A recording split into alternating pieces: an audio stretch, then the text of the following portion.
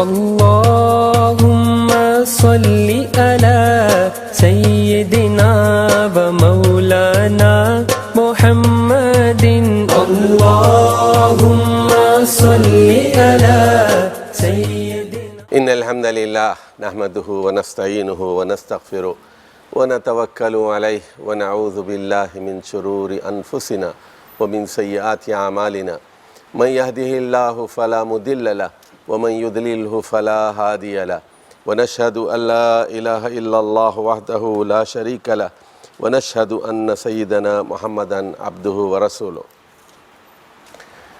آج قرآن مجید کی 51ویں صورت ہے الذاریات. الذاریات یہ زیر مطالعہ ہے، اور اس سے پہلے کہ میں آگے بڑھوں میں چند چیزیں آپ کو لکھوانا چاہتا ہوں. پہلے وہ لکھ لیجئے آپ. اور یہ کل 11 باتیں ہیں. لکھ لیجئے، اوپر عنوان باندھ لیجئے،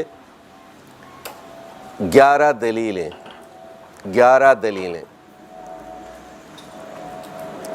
تو پہلا نمبر 1 پہ لکھیے ہواؤں کی دلیل. ہواؤں کی دلیل. اور اس کے آگے لکھ لیجئے آیت نمبر 1.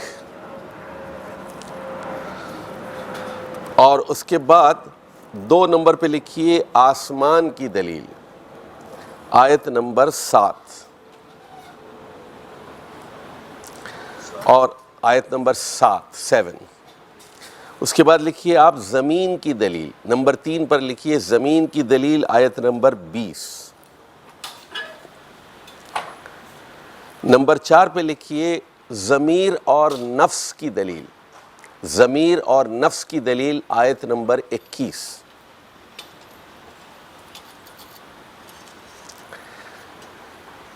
اس کے بعد نمبر 5 پر لکھیے آپ فرشتوں کی دلیل. یہ آیت نمبر 24 سے لے کر 37 تک ہے.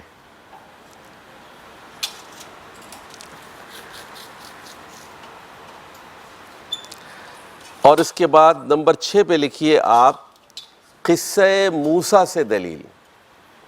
قصہ موسیٰ و فرعون سے دلیل. یہ ہے آیت نمبر 38. قصہ موسیٰ و فرعون سے دلیل، آیت نمبر 38. نمبر 7 پہ لکھیے قوم عاد کی ہلاکت سے دلیل. قوم عاد کی ہلاکت سے دلیل، آیت نمبر 41. 41. 8 نمبر پہ لکھیے قوم سمود کی ہلاکت سے دلیل. 8 نمبر پر قوم سمود کی ہلاکت سے دلیل، آیت نمبر 43. آیت نمبر 43.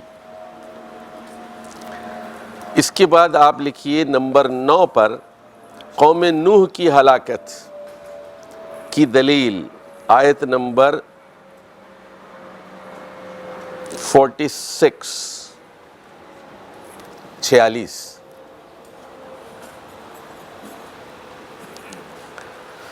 اس کے بعد لکھیے نمبر 10 پر اشیاء کی بناوٹ کی دلیل. یہ ہے آیت نمبر 49.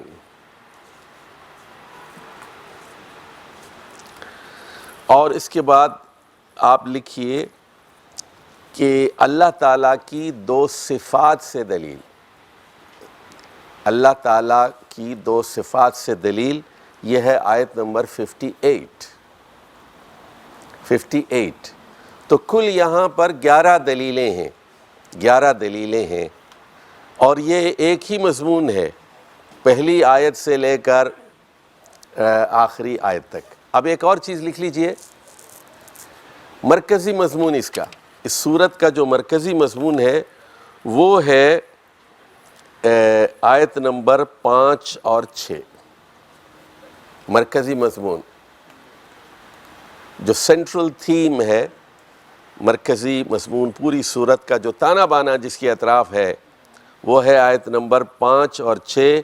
انما توعدون لصادق وان الدین لواقع. یہ لکھ لیا آپ نے؟ چلیے جی، اعوذ باللہ من الشیطان الرجیم، بسم اللہ الرحمن الرحیم۔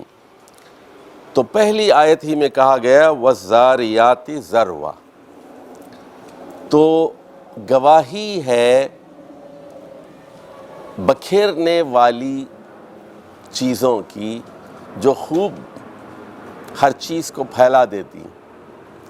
تو یہاں صفت بیان کی گئی ہے، موصوف کا ذکر نہیں ہے۔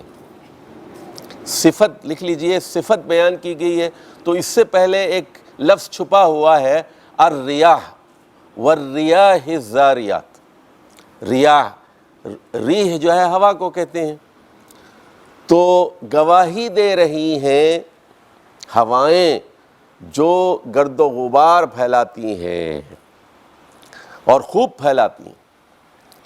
اب ذرا غور فرمائیے، آپ نے بارش کا منظر دیکھا ہوگا، جب بارش ہوتی ہے نا تو پہلے جھکڑ چلتے ہیں خوب، اور ایک طوفان سا آتا ہے، دھول اڑتی ہے، ہر طرف گرد و غبار ہوتا ہے۔ اس کے بعد ہوتا یہ ہے کہ ہوا رک جاتی ہے اور بادل جو ہیں وہ اکٹھا ہونا شروع ہو جاتے ہیں، اور اس کے بعد پھر آہستہ آہستہ بارش شروع ہو جاتی ہے اور ہوائیں بہت اپنی سپیڈ کم کر لیتی ہیں۔ آپ جب بھی بارش ہوگی نا، جب بھی مشاہدہ کریں تو پھر یہ قرآن کی آیات کی روشنی میں کیجئے۔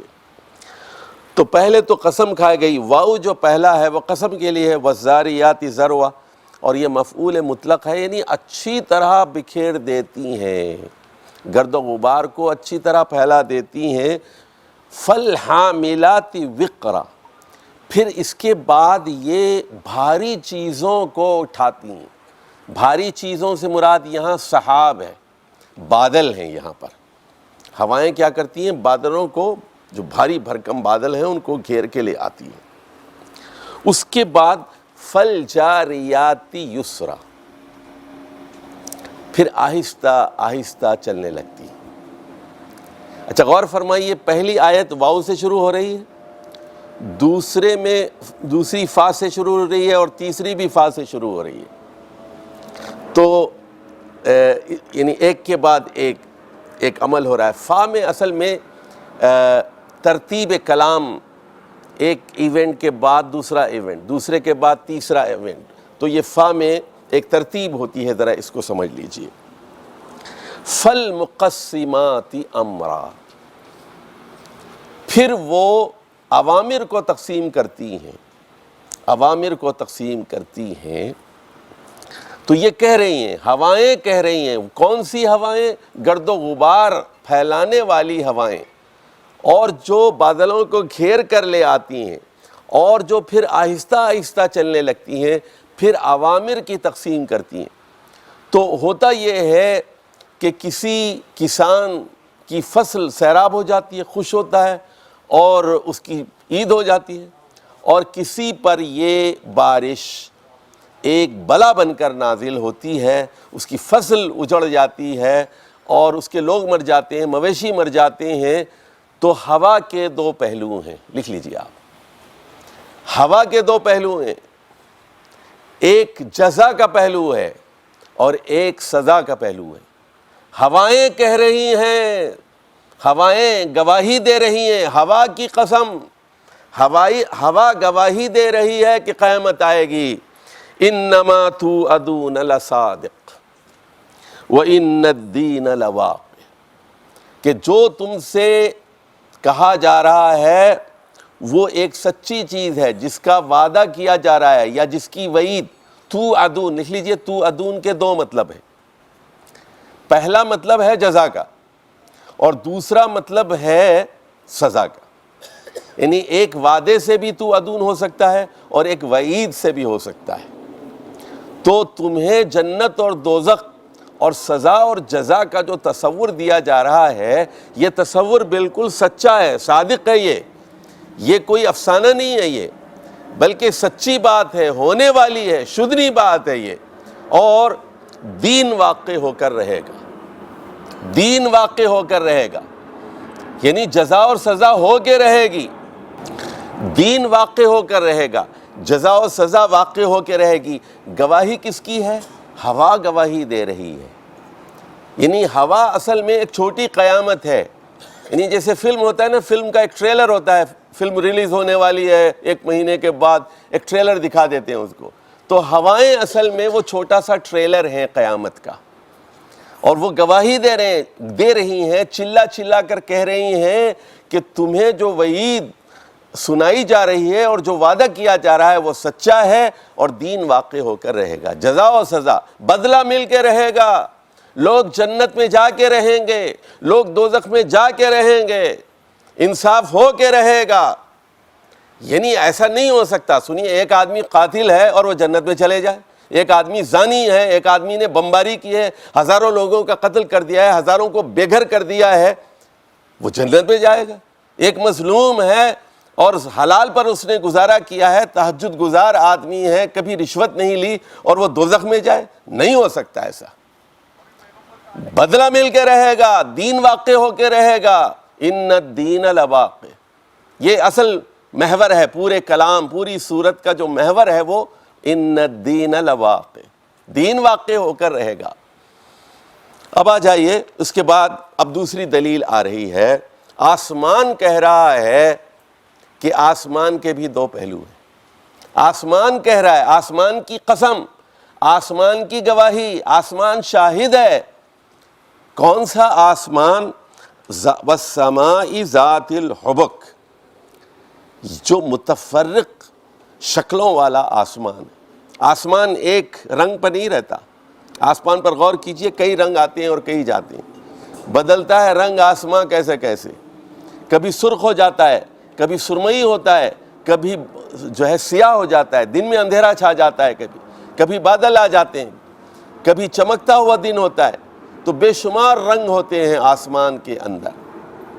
انکم لفی قول مختلف, کہ آپ لوگ اس بارے میں اختلاف کر رہے ہیں. کچھ لوگ کہہ رہے ہیں کہ قیامت آئے گی, اور کچھ لوگ کہہ رہے ہیں کہ نہیں آئے گی. انکم لفی قول مختلف یوفک عنہ من افک, تو وہ شخص الٹا پھرا دیا جاتا ہے جو الٹا پھرنا چاہتا ہے. جو آدمی ٹیڑھا ہوتا ہے تو اللہ بھی ٹیڑھا کر دیتا ہے اس کو. فلما زاغوا, لکھ لیجئے, تفسیر القرآن بالقرآن, تفسیر القرآن بالقرآن, یہ جو آیت نمبر 9 ہے, یوفک عنہ من افک فلما زاغوا ازاغ اللہ قلوبہم, جب وہ ٹیڑھے ہوئے تو اللہ نے ان کے دل کو ٹیڑھا کر دی. فلما زاغوا, پہل کس نے کی؟ آپ نے کی.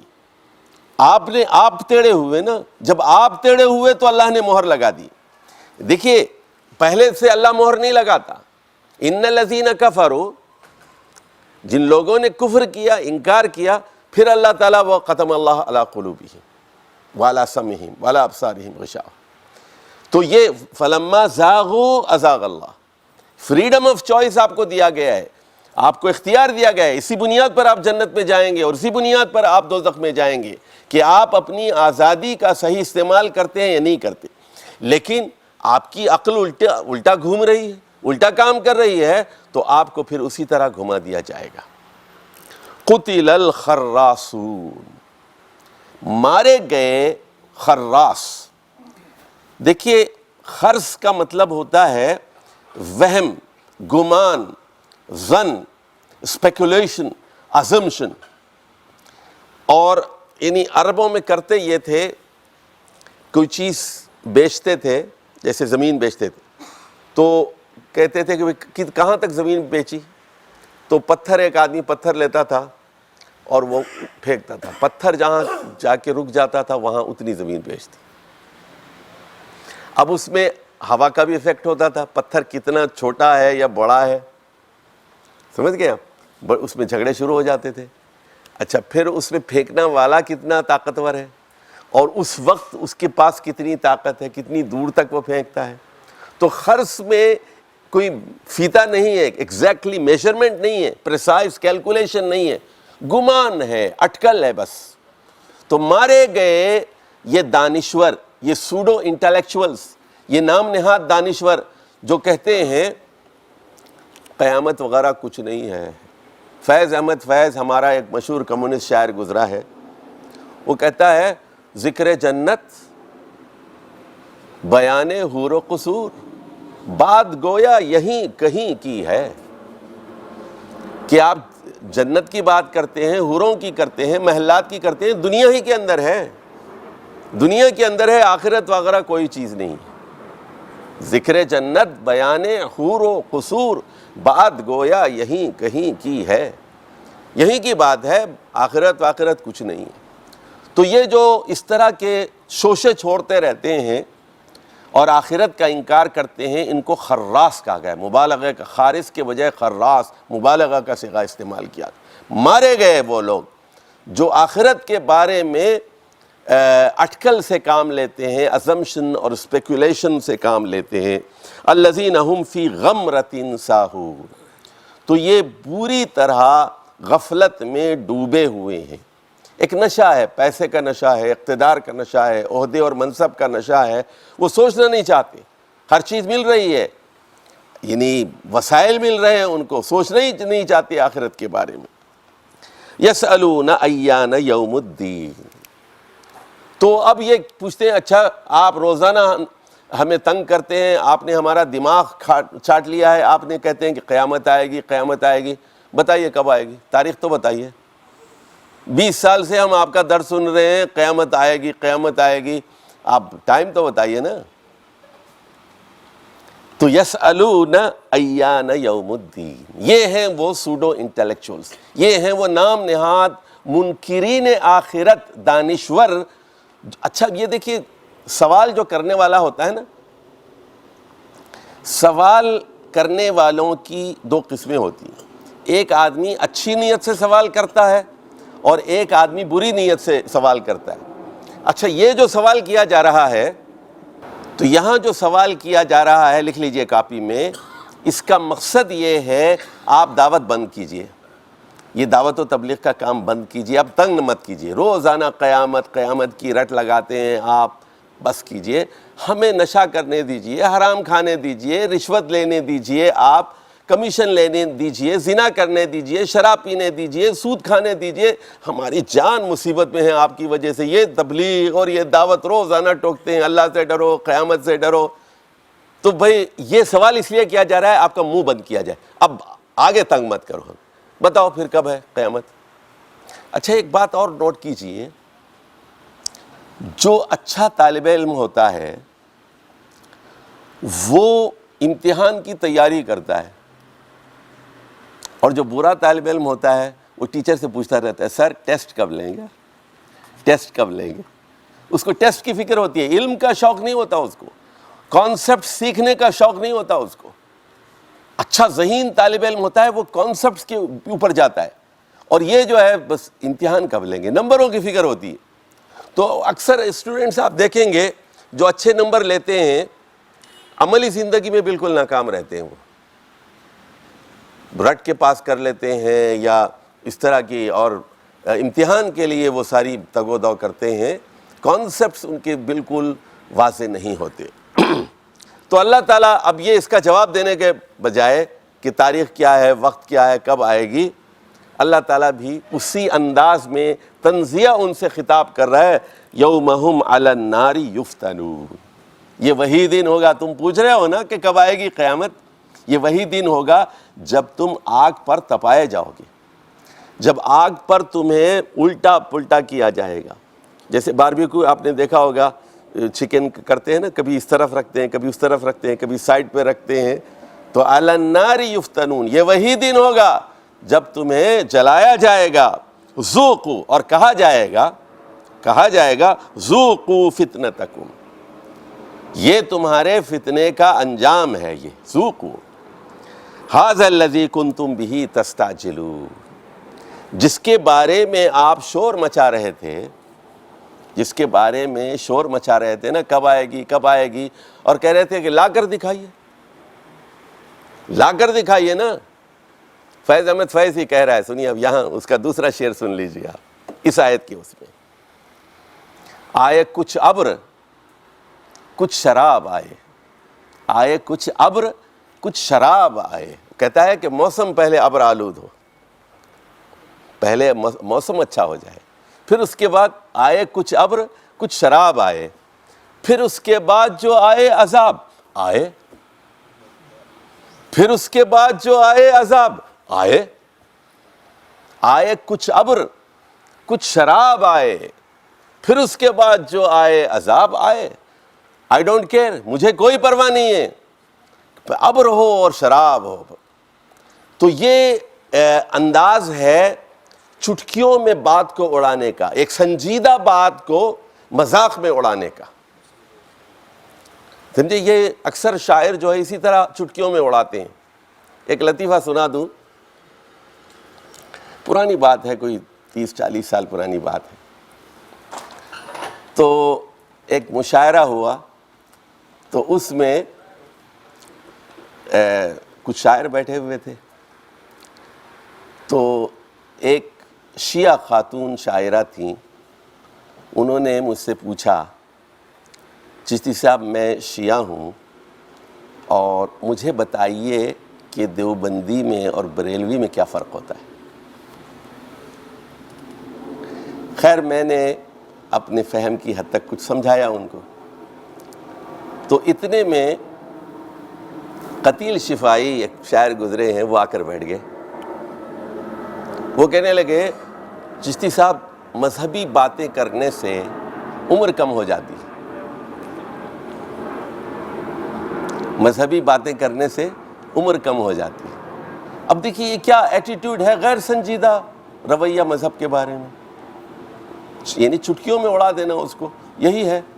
تو اور جلدی مچانا، اچھا لے آئیے، اور وہ مشرکین مکہ بھی کہتے تھے کہ آپ لے آئیے عذاب۔ اچھا، ان المتقین فی جنات وعیون، اس کے برعکس متقین لوگ باغات میں ہوں گے اور چشموں میں ہوں گے۔ فی جنات یعنی باغوں کے اندر گھرے ہوئے ہوں گے، درختوں کے اندر اور چشموں کے اندر۔ یہاں سنیے، متقین کے یہاں پر دو مطلب ہیں، لکھ لیجئے یہ بھی۔ متقین من التکذیب، جو قیامت کی تکذیب سے بچتے ہیں، جو قیامت کو جھٹلانے سے بچتے ہیں، جو قیامت کے انکار سے بچتے ہیں۔ اب قیامت کو مان لیا تو پھر آپ کو اچھے کام کرنے پڑیں گے۔ دیکھیے، جیسے ہی آپ قیامت کو مان لیتے ہیں، تسلیم کر لیتے ہیں قیامت کی، تو پھر شراب چھوڑنی پڑے گی، سود چھوڑنا پڑے گا آپ کو، حرام چھوڑنا پڑے گا آپ کو۔ یا تو آپ تسلیم نہیں کرتے تو پھر آپ جو چاہے کرتے رہیے، چھوڑیے، کہاں کی قیامت جو ہے افسانہ ہے، اساطیر الاولین ہے، پرانے زمانے کی باتیں ہیں، چھوڑیے ان کو، ہمیں اپنا کام کرنے دیجیے۔ ان المتقین فی جنات وعیون آخذین ما آتاہم ربہم۔ دوسرا مطلب یہ ہے کہ حرام سے بچ کر، حرام چیزوں سے بچ کر چلتے ہیں۔ ایک تو تکذیب سے بچتے ہیں، انکار سے بچتے ہیں، اور جب اس کو تسلیم کر لیا تو پھر اچھے بن جاتے ہیں، اچھے بن جاتے ہیں نا، کیونکہ ان کو پتہ ہے کہ اگر ہم یہی زندگی جاری رکھیں گے تو سزا ملے گی، دوزخ میں جائیں گے۔ ایمان پختہ ہو جاتا ہے نا ان کا، چھوڑ دیتے ہیں، پھر وہ توبہ کر لیتے ہیں وہ۔ تو آخذین ما آتاہم ربہم، ہر وہ چیز حاصل کر رہے ہوں گے جو ان کے رب نے انہیں دی ہوگی۔ انہم کانوا قبل ذالک محسنین، تو دنیا کے اندر وہ محسن تھے، اچھا عمل کرنے والے تھے، احسان کے راستے پر عمل کرنے والے تھے، محسن تھے۔ اب یہاں لکھ لیجئے، اس احسان کے بھی دو پہلو ہیں۔ پہلا پہلو اس کا یہ ہے کہ اللہ تعالیٰ کے ساتھ آپ کا معاملہ احسان کا ہو، اور دوسرا یہ ہے بندوں کے ساتھ آپ کا معاملہ احسان کے ساتھ ہو۔ احسان جو ہے حسن سے ہے، جیسے دیکھیے صحیح مسلم کی ایک حدیث پہلے سن لیجئے، ان اللہ کتب الاحسان علی کل شیء، اللہ تعالیٰ نے ہر کام میں احسان کو فرض کیا ہے۔ ان اللہ کتب الاحسان، فرض کر دیا ہے، لازمی کر دیا ہے ہر کام میں، ہر کام میں خوبصورتی ہو، زکوٰۃ میں ہو، نماز میں ہو، حج میں ہو، عمرے میں ہو، سجدے میں ہو، بیوی کے ساتھ ہوں، والدین کے ساتھ ہوں، یہاں تک کہ سنیے اگر آپ نے یہ فیصلہ کر دیا کہ مجھے بیوی کو طلاق دینی ہے، اس میں بھی حسن ہونا چاہیے۔ الطلاق مرتان، طلاق 2 مرتبہ ہے، فَإِمْسَاكُمْ بِمَعْرُوفٍ أَوْ تَسْرِيحٌ بِإِحْسَانٍ، یا تو بھلے طریقے سے اس کو روکے رکھو، 2 مرتبہ ہو چکا ہے معاملہ اب یہ، یعنی معروف کے مطابق روک لو اس کو، یا پھر احسان کے ساتھ، خوبصورتی کے ساتھ الگ ہو جاؤ۔ یہ بھائی تمہارا مہر 5 لاکھ روپے ہے، میں 6 لاکھ دے رہا ہوں تم کو، اب ہم گزارا نہیں کر سکتے، کوئی شکایت نہیں، اللہ تم کو خوش رکھے، ہمیں بھی خوش رکھے، اب ہم گزارا نہیں کر سکتے، بھلے طریقے سے جدا ہو جائیں۔ تو احسان ہر چیز میں، اب عبادت میں بھی ہے، وہ دوسری حدیث ہے، وہ بھی صحیح مسلم کی، جس کو حدیث جبریل کہتے ہیں، کہ انہوں نے آ کر پوچھا تھا کہ ایمان کیا ہے اور اسلام کیا ہے اور احسان، وما الاحسان، تو کہا ان تعبد اللہ کأنک تراہ فإن لم تکن تراہ فإنہ یراک، کہ تم اللہ کی عبادت ایسے کرو جیسے اس کو دیکھ رہے ہو، اور اگر یہ ممکن نہیں ہے تو یہ سمجھو کہ وہ تمہیں دیکھ رہا ہے، یعنی بالکل متوجہ ہو کر اللہ کی عبادت کی جائے حضور کے ساتھ۔ اب اس کی تفصیل آ رہی ہے، کانوا قلیلا من اللیل ما یہجعون، قلیلا من اللیل ما یہجعون، وہ راتوں کو کم سویا کرتے تھے، یعنی تہجد کے وقت اٹھ جاتے تھے، فجر کی اذان سے پہلے اٹھ جاتے تھے۔ تو اللہ کے نیک بندوں کی ہمیشہ سے یہ عادت رہی ہے، دابۃ الصالحین، حدیث میں آتا ہے کہ ہر امت کے اندر جو نیک لوگ گزرے ہیں وہ تہجد کا اہتمام کرتے تھے، اور 12 سال تک، جب معراج کے واقعے تک 12 سال تک صحابہ کرام جب تک کہ 5 وقت کی نمازیں فرض نہیں ہوئی تھیں تو ایک ہی نماز پڑھتے تھے، نماز تہجد، اور وہ 4 گھنٹے کی 5 گھنٹے کی نماز پڑھتے تھے، یعنی 1 بجے صبح 1 بجے سے شروع ہو جاتے تھے، نصفہ او انقص منہ قلیلا او زد علیہ، یا تو نصف رات یا پھر اس سے کچھ کم کر لیجئے یا اس میں کچھ بڑھا لیجئے، آدھی رات تک کھڑے ہوتے تھے، قم اللیل الا قلیلا۔ 5 وقت کی نماز فرض نہیں تھی، اور اس میں وہ قرآن بار بار سنتے تھے، یاد کر لیتے تھے۔ یہ تقریباً 70-80 صحابہ تھے، یہ منی کی گھاٹیوں میں اور یا دار ارقم میں یا حضرت ابوبکر کے گھر پر خفیہ رات کے وقت اکٹھا ہو جاتے تھے، اور رسول اللہ صلی اللہ علیہ وسلم تلاوت کرتے تھے، اور یہ سب سن کر یاد کر لیتے تھے ان کو، اور یہاں ایک لیڈرشپ کی تعمیر ہو رہی تھی۔ دیکھیے لیڈرشپ، ایک بات یاد رکھیے کہ قرآن اور حدیث کے علم کے بغیر اسلامی قیادت کا تصور محال ہے۔ آپ دھوکہ دے رہے ہیں، اپنے آپ کو دھوکہ دے رہے ہیں، امت کو دھوکہ دے رہے ہیں، تحریک کو دھوکہ دے رہے ہیں، آپ ہوئی ناممکن ہے۔ آپ کہتے ہیں، آپ کے دستور میں آپ یہ کہتے ہیں کہ ہم ہر کام کرنے سے پہلے یہ دیکھیں گے کہ اس میں اللہ اور اس کے رسول کی کیا ہدایت ہے، یہ آپ کا دستور کہہ رہا ہے۔ آپ کے پاس وہ لوگ نہیں ہیں، وہ شورا میں اہل لوگ نہیں ہیں، نااہل لوگ جب آ جائیں گے تو فیصلے غلط ہوں گے، پھر جب اچھے لوگ ہوں گے تو وہ ٹوکیں گے، صاحب علم ہوں گے وہ اصلاح کریں گے اور کہیں گے کہ یہ قرآن کی آیت کے خلاف ہے، یہ حدیث کے خلاف ہے، یہ یوں کر لیجئے، یوں کر لیجئے، پھر ان کی موجودگی بڑی رحمت کا باعث بن جاتی ہے۔ وَبِالْأَسْحَارِ هُمْ يَسْتَغْفِرُونَ، اور یہ جو وقت ہے جھٹ پٹے کا، یہ صبح کا جو وقت ہے فجر کی اذان سے پہلے، یہ استغفار کا وقت ہے۔ یہ آل عمران میں بھی آیا ہے وَهُمْ يَسْتَغْفِرُونَ بِالْأَسْحَارِ، 2 جگہ یہ مضمون آیا ہے۔ تو مسجد کو جاتے ہوئے اور آتے ہوئے فجر کی نماز کے لیے اور اس سے پہلے کا وقت یہ کثرت سے استغفار کرنا چاہیے، اور استغفار ایک بڑی دولت ہے۔ استغفار اصل میں 3-4 چیزوں کا نام ہے۔ پہلی بات یہ کہ آپ کو احساس ندامت ہے، گناہوں کا احساس ہے، آپ اپنے آپ کو گناہگار سمجھتے ہیں، تکبر نہیں ہے آپ کو یہ بڑی بات ہے پہلے۔ دوسرے یہ کہ آپ کہتے ہیں کہ اس پر پردہ ڈال دے، اے اللہ اس پر پردہ ڈال دے۔ اللہ کو تو معلوم ہے آپ کتنے پانی میں ہیں، اللہ سے کوئی چیز چھپی ہوئی تو نہیں ہے، لیکن جب آپ کہہ رہے ہیں کہ استغفر اللہ کا مطلب یہ ہوتا ہے کہ تیرے علم میں ہے، دوسروں کے علم میں یہ بات نہ لائی جائے، قیامت کے دن مجھے رسوا نہ کیا جائے، میرے والدین کے سامنے، میری بیوی کے سامنے، میرے بچوں کے سامنے، میرے دوستوں کے سامنے مجھے ذلیل اور رسوا نہ کیا جائے، اس پر پردہ ڈال دیا جائے اس کے اوپر۔ اس کا تیسرا مطلب یہ ہوتا ہے کہ اس پر تفتیش نہ ہو، کیونکہ پھر تفتیش ہوئی تو پھر وہ مارا گیا، وَمَن نُوقِشَ فَقَدْ هَلَكَ، وہ ہلاک ہو گیا پھر۔ تو استغفار ایسی عظیم چیز ہے کہ نبی کریم صلی اللہ علیہ وسلم دن میں 100 مرتبہ استغفار کیا کرتے تھے۔ کوئی پیغمبر، کوئی نبی ایسا نہیں گزرا جس نے استغفار نہ کیا۔ آدم علیہ السلام نے استغفار کیا، حضرت موسیٰ علیہ السلام نے استغفار کیا، حضرت یونس علیہ السلام نے مچھلی کے پیٹ میں جا کے استغفار کیا، حضرت نوح علیہ السلام نے استغفار کیا۔ کوئی نبی، کوئی پیغمبر ایسا نہیں گزرا جو دنیا کے مثالی لوگ ہوتے ہیں، نمونہ ہوتے ہیں، جو اپنے گناہوں پر روتے نہ ہوں اور ان کا اعتراف نہ کرتے ہوں۔ اس کے بعد فرمایا گیا وَفِي أَمْوَالِهِمْ حَقٌّ لِلسَّائِلِ وَالْمَحْرُومِ۔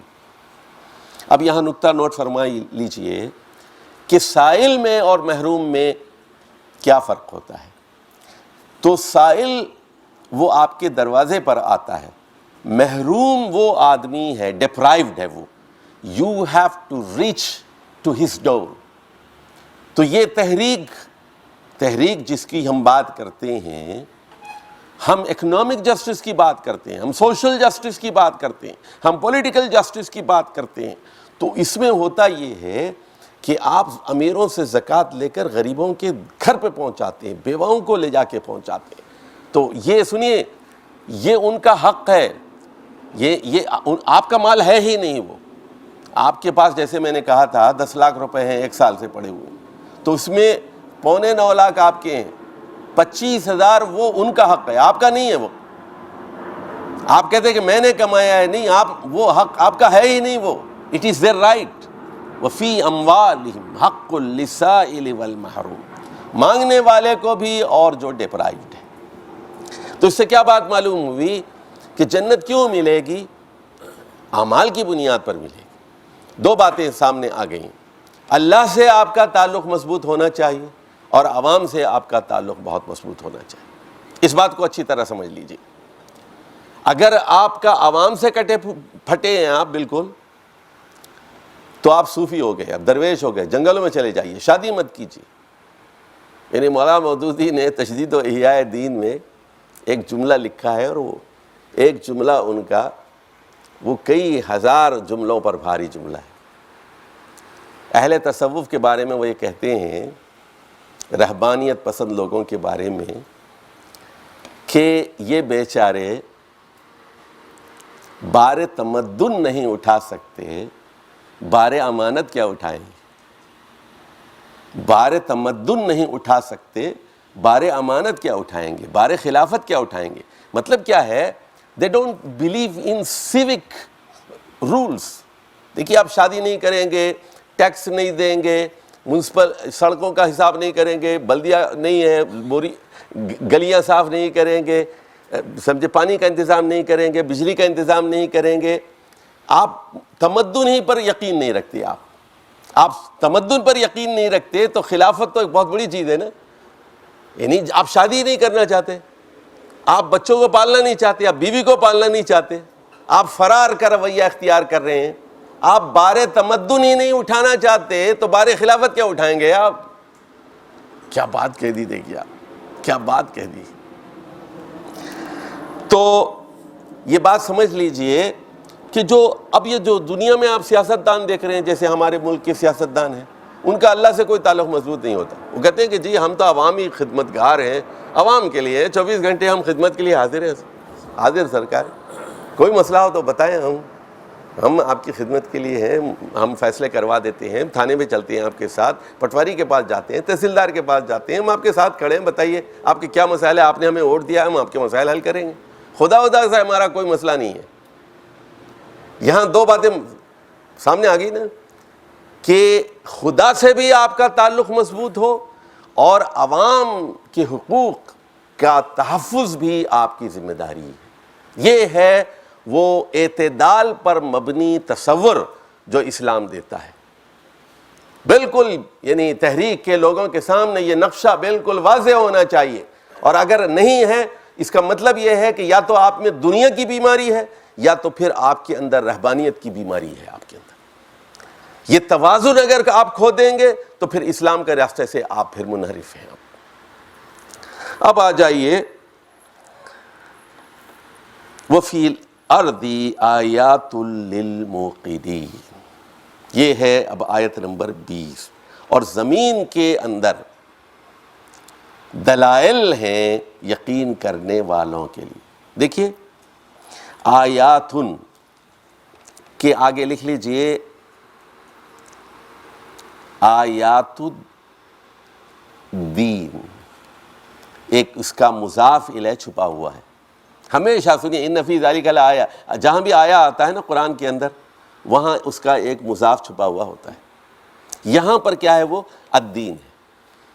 آیت الجزا، زمین کے اندر بھی دلیلیں ہیں جزا اور سزا کی۔ سنیے زمین کے دو پہلو ہیں۔ زمین کہہ رہی ہے قیامت آئے گی، یہ زمین آپ کو پالتی ہے، اسی سے پانی نکلتا ہے، آپ ڈرل کرتے ہیں، کنواں ہے، اسی سے پیٹرول نکلتا ہے، اسی سے معدنیات نکلتے ہیں، اسی سے سبزیاں اگتی ہیں، اسی سے پھل ہے، غلہ اسی سے کاشت کرتے ہیں آپ۔ اسباب ربوبیت فراہم کرتی ہے زمین آپ کو۔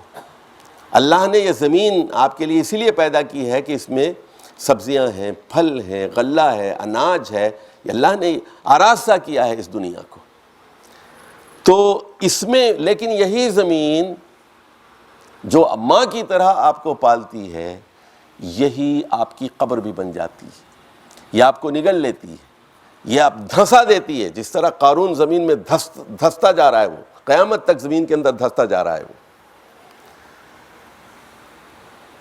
تو زمین پھٹ جاتی ہے، خسف ارض ہو جاتا ہے، زمین جو ہے وہ نگل لیتی ہے انسانوں کو، سیلابوں سے مار دیتی ہے، زلزلوں سے مار دیتی ہے زمین۔ زمین یہ کہہ رہی ہے، زمین کے اندر بھی قیامت کی دلیلیں موجود ہیں۔ یہ تیسری دلیل ہو گئی۔ پہلی دلیل کس کی تھی؟ ہواؤں کی۔ دوسری دلیل کس کی تھی؟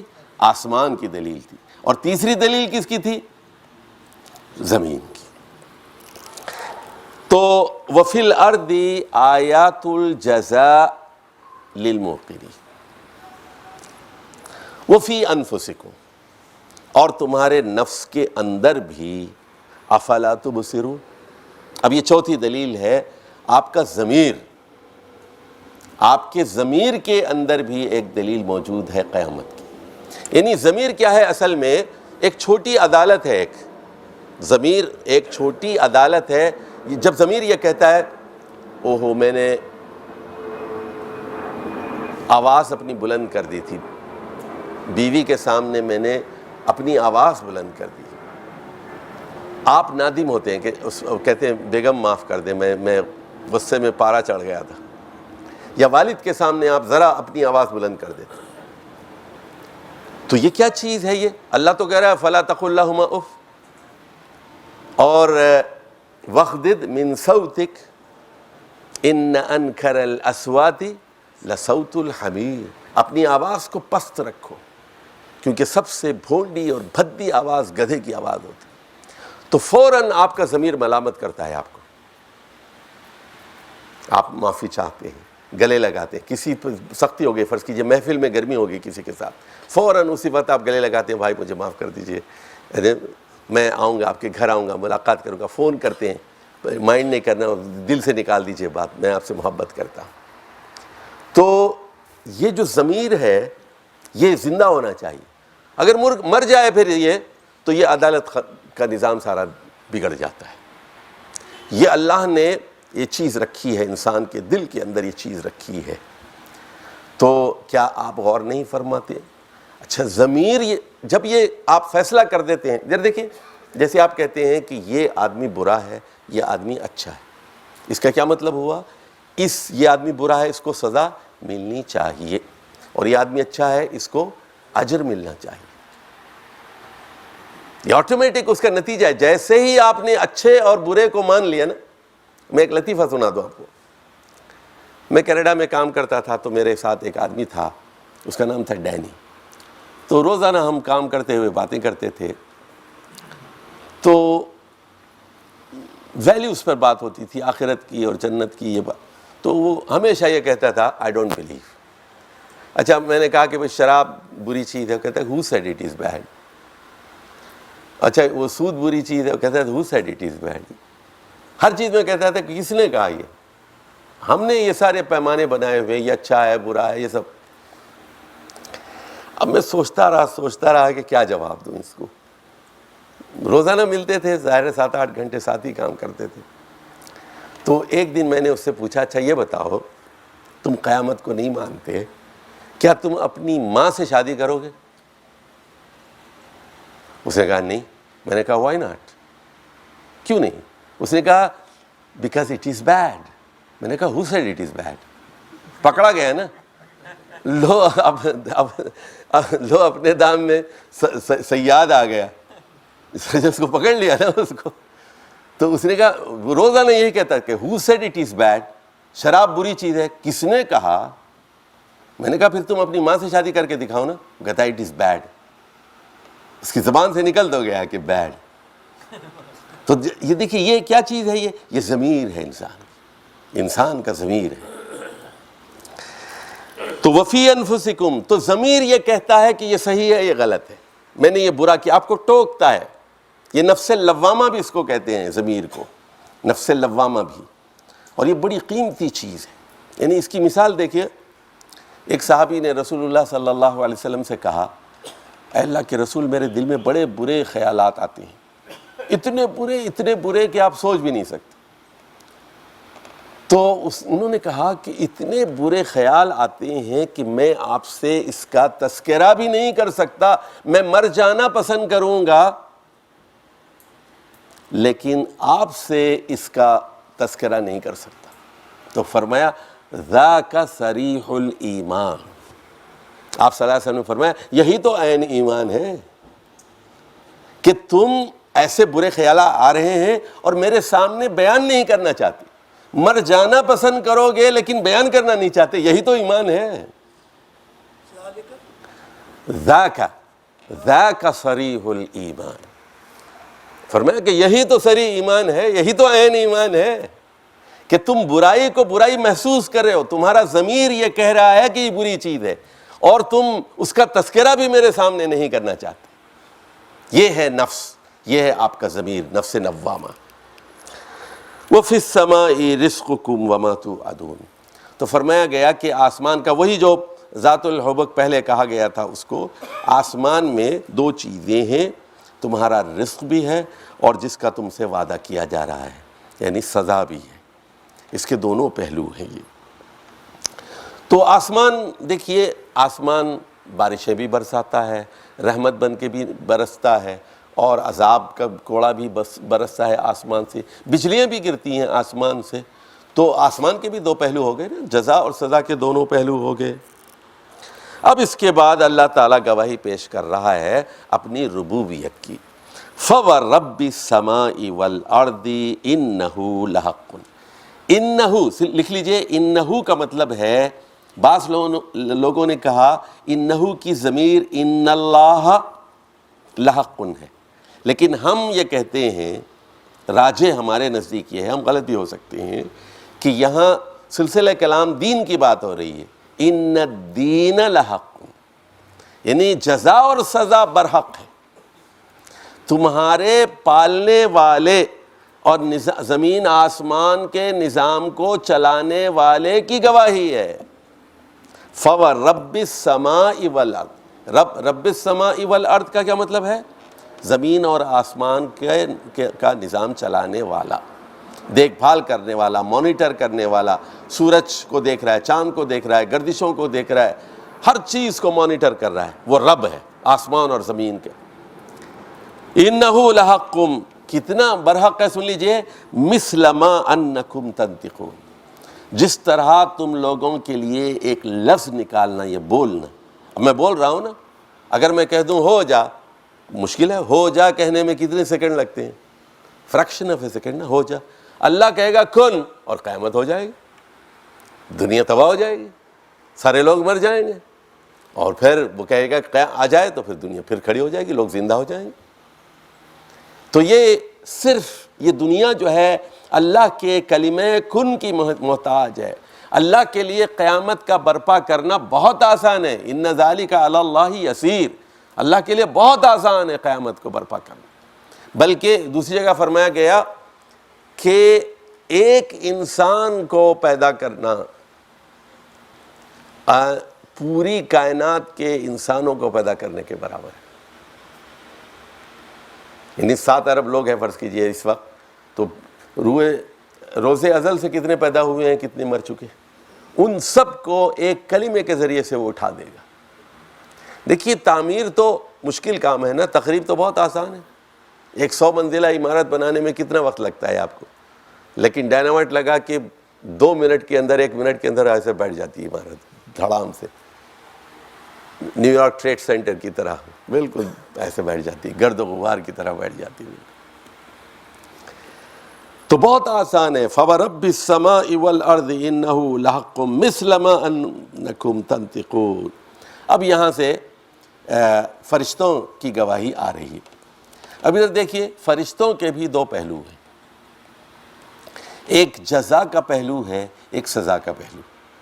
اور فرشتے جو کچھ کرتے ہیں وہ اللہ کے حکم سے کرتے ہیں، یفعلون ما یؤمرون، تو لا یعصون اللہ ما امر، وہ اللہ کی نافرمانی نہیں کرتے، وہ روبوٹس کی طرح ہیں، سمجھیے، ان کے پاس خیر و شر کا اختیار نہیں ہے، گناہ کر ہی نہیں سکتے، وہ ان کو فریڈم آف چوائس نہیں دی گئی، ان کو گناہ ہی نہیں کر سکتے، لا یعصون اللہ، ان کو بنایا ہی اس طرح گیا ہے، جنات گناہ کر سکتے ہیں، انسان کر سکتا ہے، نافرمانی کر سکتا ہے، فرشتے نہیں کر سکتے۔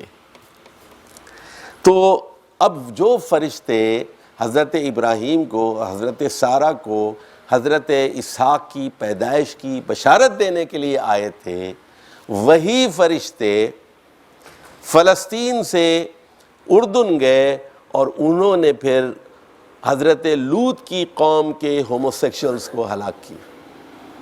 ادھر بشارت کا پہلو ہے فرشتوں کا، اور دوسری طرف ہلاکت کا پہلو۔ یہ بھی اللہ کا حکم ہے، اللہ کے حکم ہی سے یہ ساری چیزیں ہو رہی ہیں۔ اب سوال کیا جا رہا ہے، هل اتاک حدیث ضیف ابراہیم المکرمین، تو کیا آپ کے پاس وہ بات پہنچی ہے اے محمد صلی اللہ علیہ وسلم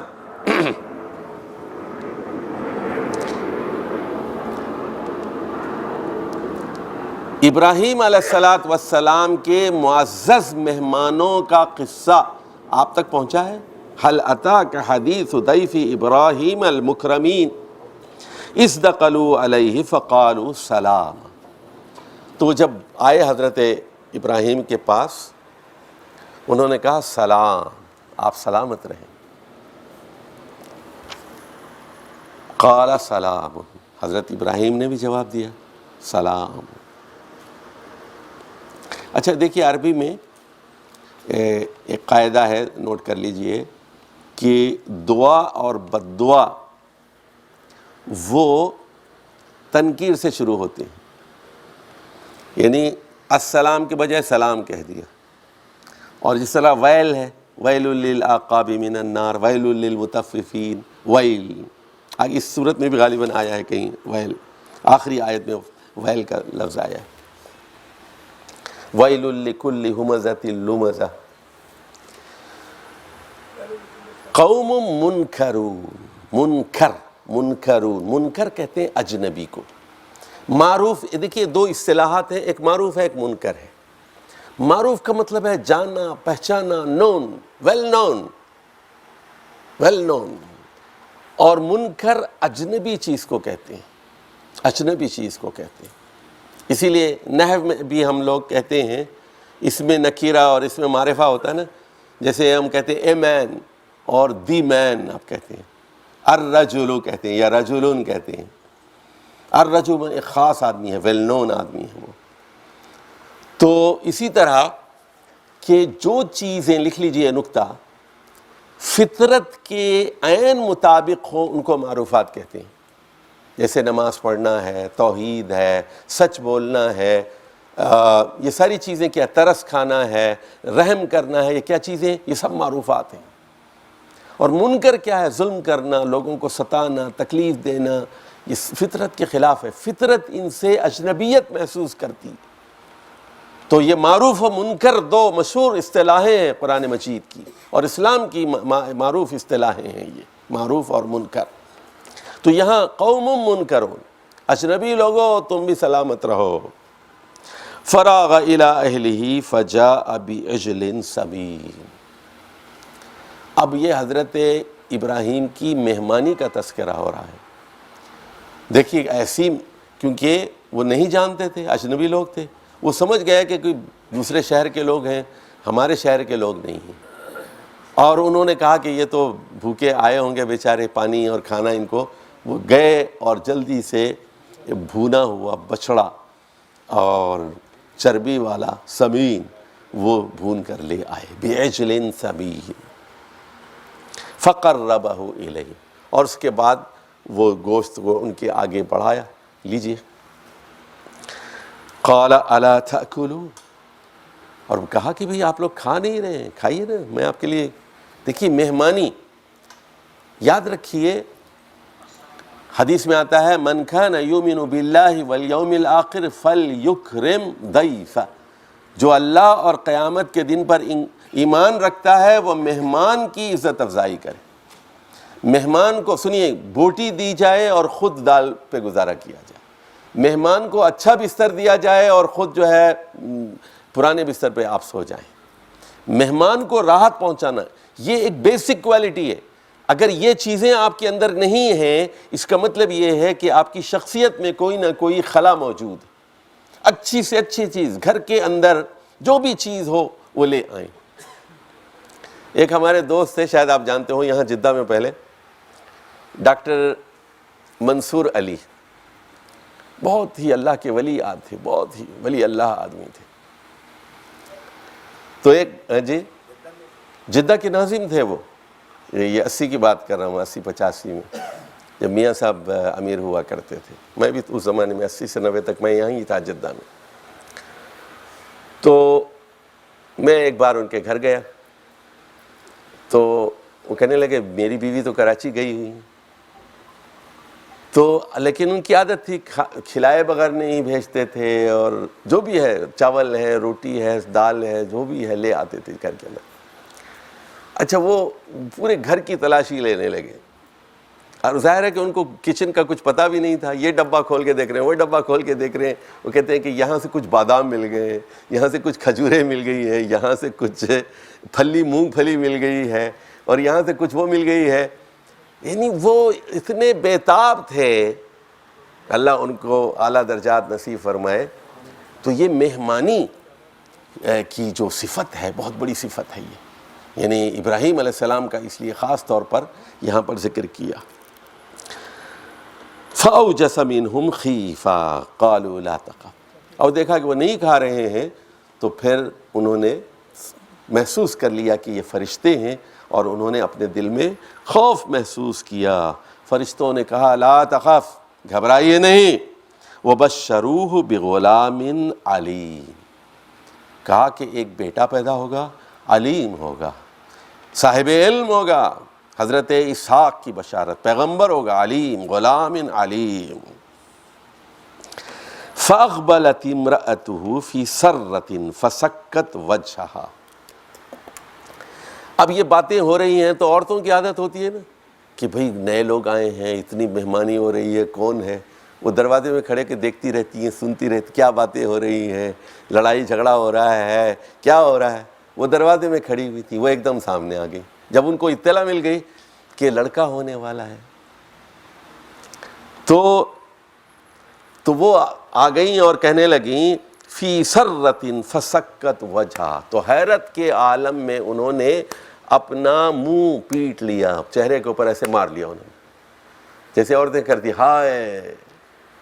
اور کہا وقالت، فرمایا عجوز عقیم، یہ یہاں چھپا ہوا ہے، لکھ لیجئے، یہاں پر حرف استفہام حمزہ چھپا ہوا ہے، اعجوز نقیم، یعنی کہ میں بڑھیا، اور دو رکاوٹیں ہیں، دو رکاوٹیں، ایکچولی تو تین رکاوٹیں ہیں، لیکن اپنے بارے میں وہ کہہ رہے ہیں کہ پہلے تو میں بڑھیا ہو گئی ہوں، دوسرے یہ کہ میں بانجھ ہوں، یعنی جس خاتون کو جوانی میں اولاد نہیں ہوئی اسے بڑھاپے میں کیسے ہو سکتی؟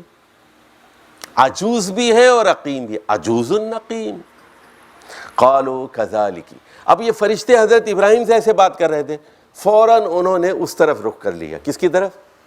حضرت سارہ کی طرف، کذالک، اس لیے یہاں دیکھیں قالوا کذالک، فرشتوں نے کہا ایسا ہو کر رہے گا، انہ هو الحکیم العلیم، قال ربک، قال ربک، سارا یہ تمہارے رب کا حکم ہے، رب کا فرمان ہے، ہو کر رہے گا، کذالک قال ربک انہ هو الحکیم العلیم، بلا شبہ وہ حکمت رکھتا ہے، علم رکھتا ہے۔ اب یہ خوشیاں، بہت خوش ہو گئے کہ اللہ کی طرف سے فرشتے بھی آ گئے، بشارت بھی مل گئی، میاں بھی خوش، بیوی بھی خوش۔ اب حضرت ابراہیم علیہ السلام کی کیوریاسٹی، تجسس دیکھیے، پوچھا قال فما خطبکم ایھا المرسلون، اے بھیجے جانے والو، اے اللہ کے سرکاری ہرکارو، تو اب آگے کیا ہے؟ آگے کہاں جانا ہے؟ کیا اور کیا ڈیوٹی ہے؟ آگے کیا کریں گے آپ؟ قالوا انا ارسلنا الی قوم مجرمین، ہم ایک مجرم قوم کی طرف بھیجے گئے ہیں، لنرسل علیہم حجارۃ من طین، تاکہ ہم ان پر مٹی کے پتھر برسائیں، ان کو سنسار کریں، ان کو مصومۃ عند ربک للمسرفین۔ وہ ہم بچپن میں پڑھا کرتے تھے، دانے دانے پہ لکھا ہے کھانے والے کا نام، تو وہ جو بلٹس اللہ کی طرف سے فرشتوں کے ہاتھ میں تھے، وہ ہر بلٹ کے اوپر، ہر مٹی کے کنکر پر لکھا ہوا تھا کہ کس کو جا کر لگے گا، مصومتاً، مصومہ تھا وہ، اور اللہ کا کوئی فیر اور فرشتوں کا کوئی فیر مس نہیں ہوتا، وہ غلط جگہ پہ نہیں جاتا، وہ ڈرون حملے کی طرح نہیں ہوتا، وہ مصومتاً عند ربک للمسرفین، مسرفین کہا گیا، دیکھیے مجرمین بھی کہا گیا اور مسرفین بھی کہا گیا،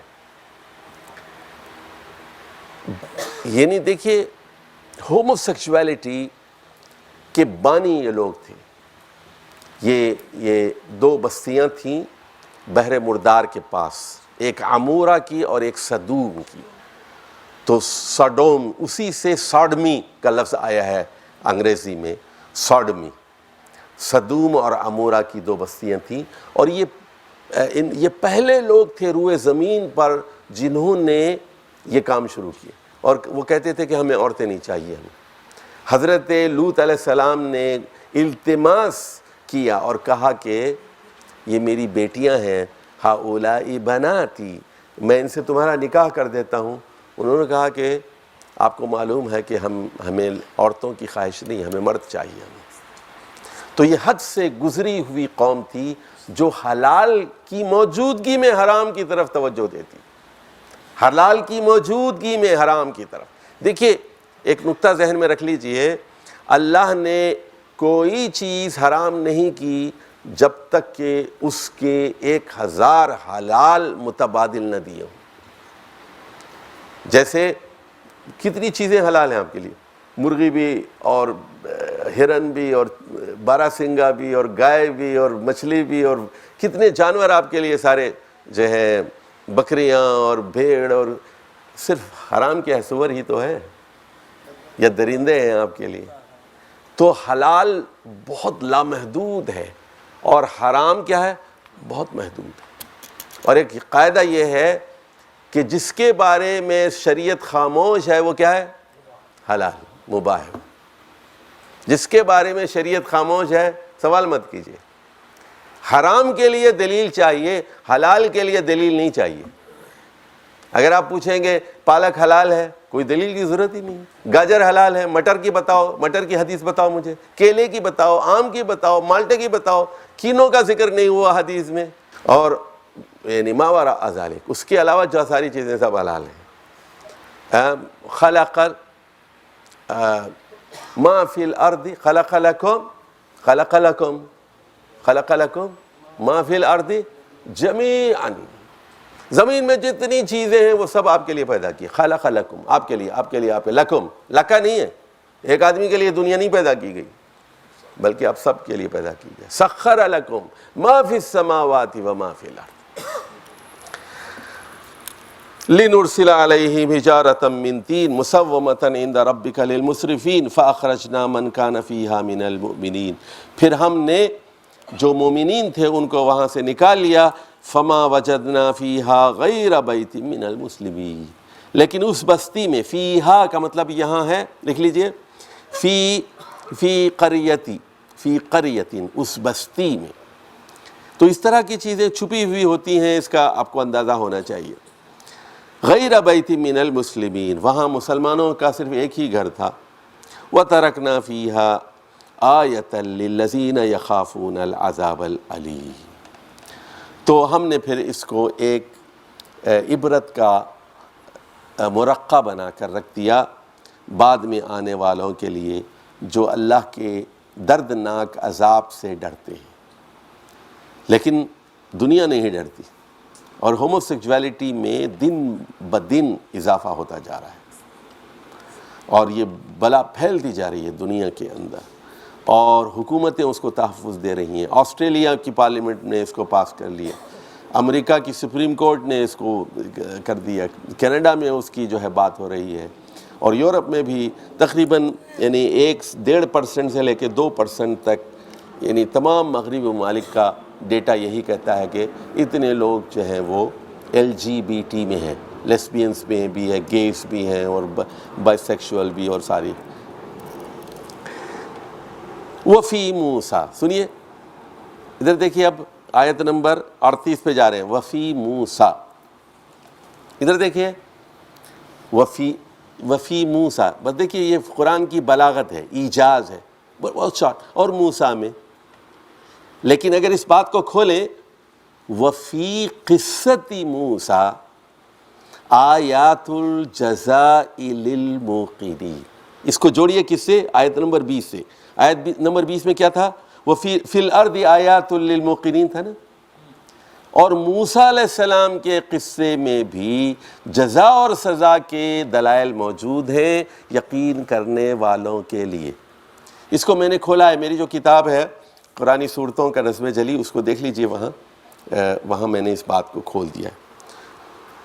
وفی موسیٰ اذ ارسلناہ الی فرعون بسلطان مبین، جب ہم نے ان کو بھیجا فرعون کی طرف سلطان مبین کے ساتھ، کھلی نشانیوں کے ساتھ بھیجا. فتولی برکنہ، تو اس نے پوری قوت کے ساتھ اس نے منہ پھیر لیا، اس دعوت کا اس نے انکار کیا. وقال ساحر او مجنون، اور کہا کہ یا تو یہ جادوگر ہے یا پاگل ہے. ادھر دیکھیں، یا تو either he is the most clever man, he is making us fool، بہت ذہین آدمی ہے، چالاک آدمی ہے، ہمیں بے وقوف بنا رہا ہے، یا پھر پاگل ہے. ان دو چیزوں میں سے ایک چیز ہے، ساحر او مجنون. یہ تھا ریئیکشن کس کا؟ فرعون کا، جب حضرت موسیٰ علیہ السلام نے اپنی دعوت پیش کی.